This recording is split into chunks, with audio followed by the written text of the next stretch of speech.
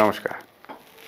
শনি রাহুর বিরল সংযোগ হবে, খুব ভেরি রিসেন্ট আসতে চলেছে। এটা নিয়ে ব্যাখ্যা করব এবং এর প্রভাবে বেশ কিছু রাশি আমাদের জীবনে বিপুলভাবে আর্থিক লাভ দিতে থাকবে। প্রচুর রাশির অনেক কিছু লাইফ চেঞ্জ হবে, অনেক কিছু পরিবর্তন হবে। সেটা সম্পর্কে আজকের প্রোগ্রাম আপনাদের সামনে উপস্থাপন করব।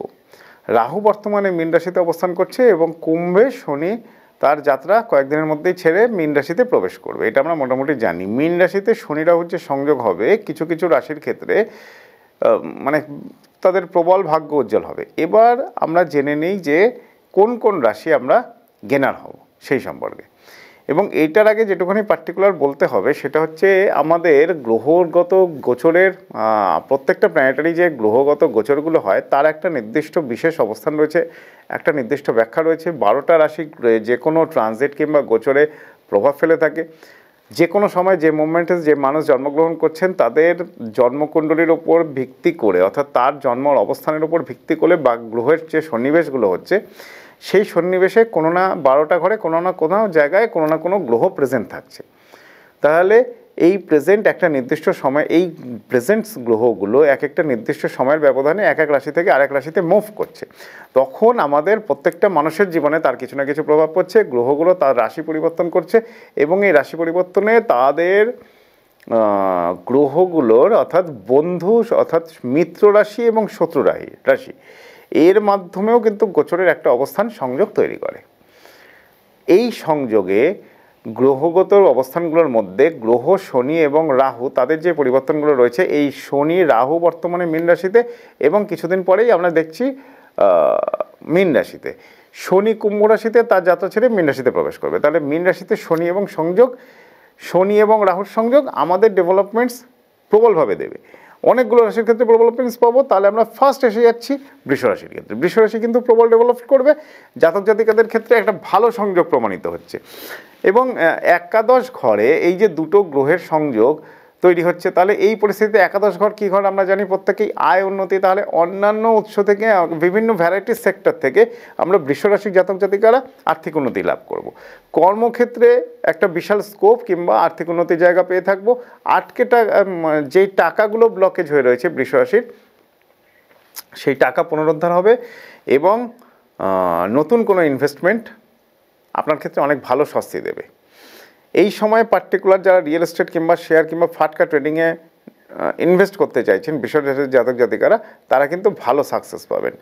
যারা ব্যবসা করেন তারা ভালো সাকসেস পাবেন। বৃষ রাশির জাতক জাতিকাদের এই ট্রানজিটটা এডুকেশন অর্থাৎ উচ্চশিক্ষার জন্যও কিন্তু খুব ভালো ফল দেবে।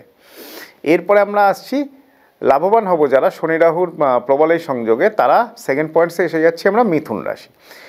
রাহু এবং শনি এই মিথুন রাশির জাতক জাতিকাদের ক্ষেত্রে এই ট্রানজিটটা অল টাইম কিছু গুড অ্যাচিভমেন্টস দিয়ে থাকে এবং এই অ্যাচিভমেন্টসটা পার্টিকুলার আপনার রাশি এবং দশম ঘর থেকে গঠিত হয়ে থাকে।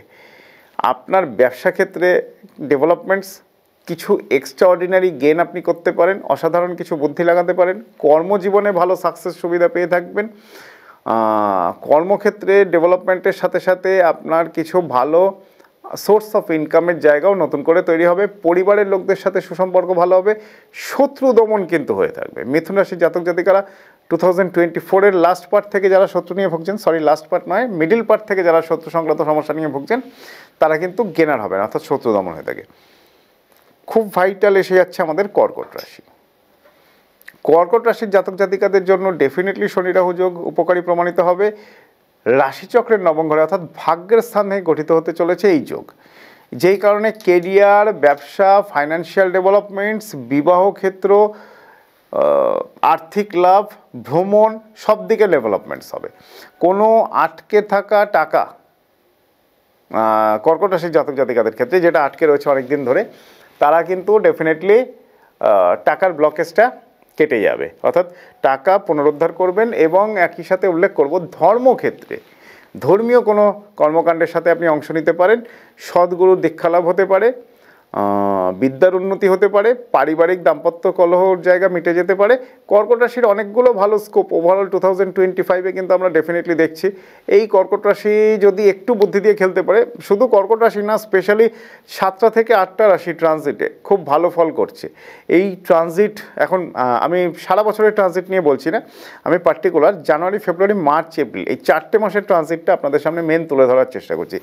কারণ পরবর্তী প্রোগ্রামে তো আমরা বাকি ট্রানজিট নিয়ে আলোচনা করবোই, আর রাশিফল তো অলরেডি আমাদের ইউটিউব চ্যানেলে দেওয়াই রয়েছে। সো কর্কট রাশি কিন্তু ধর্মীয় ক্ষেত্র থেকে একটা রিল্যাক্সেশন পেতে পারে, কর্মজীবনের ক্ষেত্রে রিল্যাক্সেশন পেতে পারে, নতুন কোনো সম্পর্ক কর্কট রাশির জীবনে কিন্তু আসতে পারে শনি রাহুর এই ট্রানজিটে। ট্রানজিটগুলো উল্লেখ করছি কেন? কেননা ধর্মীয় ক্ষেত্র শুধু না, ফাইন্যান্সিয়াল ম্যাটার, আপনার ব্যক্তিগত জীবন, আপনার কর্মক্ষেত্র, আপনার দাম্পত্য জীবন, সমস্ত কিছুর ওপরে এই শনি রাহুর ট্রানজিট কিন্তু ডেফিনেটলি প্রত্যক্ষ এবং পরোক্ষ প্রভাব ফেলবে। এই 3টে রাশির জাতক জাতিকারা সব থেকে বেশি লাভবান হবেন, বাকি রাশির জাতক জাতিকারাও কিন্তু অল্প বিস্তর লাভবান হবেন। এবার যাদের ট্রানজিটে দেখা গেল গ্রহ নক্ষত্রের দশা অন্তর্দশা অনুযায়ী যাদের রুলিং প্ল্যানেট শনি, তারা ডেফিনেটলি লাভবান হবেন। যাদের শনির দশা যাচ্ছে কিংবা রাহুর দশান্তর্দশা প্রত্যন্তর্দশা যাচ্ছেন, তারা ডেফিনেটলি লাভবান হবেন। জন্মকালীন প্ল্যানেটারি পজিশন ওয়াইজ শনি এবং রাহু কোন অবস্থায় আটকে আছে কিংবা কোন অবস্থায় বসে আছে, এই ট্রানজিটটা যদি ঠিক থাকে, এই জায়গাটা যদি ঠিক থাকে, ডেফিনেটলি খুব ভালো সাকসেস কিন্তু আমাদের লাইফে দিয়ে যাবে। নমস্কার। আর যারা অ্যাস্ট্রোলজি রিলেটেড কোনো কোয়ারিজ জানতে চাইছেন, তারা ডেফিনেটলি কমেন্টস বক্সে কমেন্টস করবেন। আর যারা অ্যাস্ট্রোলজিক্যালি কোনো কনসালটেন্সি নিতে চাইছেন, তাদের উদ্দেশ্যে বলি এয়ারপোর্ট এবং হাজরা এবং অনলাইন কনসালটেন্সির মাধ্যমে আপনারা এর অ্যাডভান্টেজ কিন্তু নিতে পারেন। আপনারা আমাদের ওয়েবসাইট www.astrologersriyobhishek.com মিস আপ করবেন না। ফেসবুক এবং ইউটিউব পেজে আপনারা ফলো করে আমার সাথে যুক্ত থাকবেন। নমস্কার।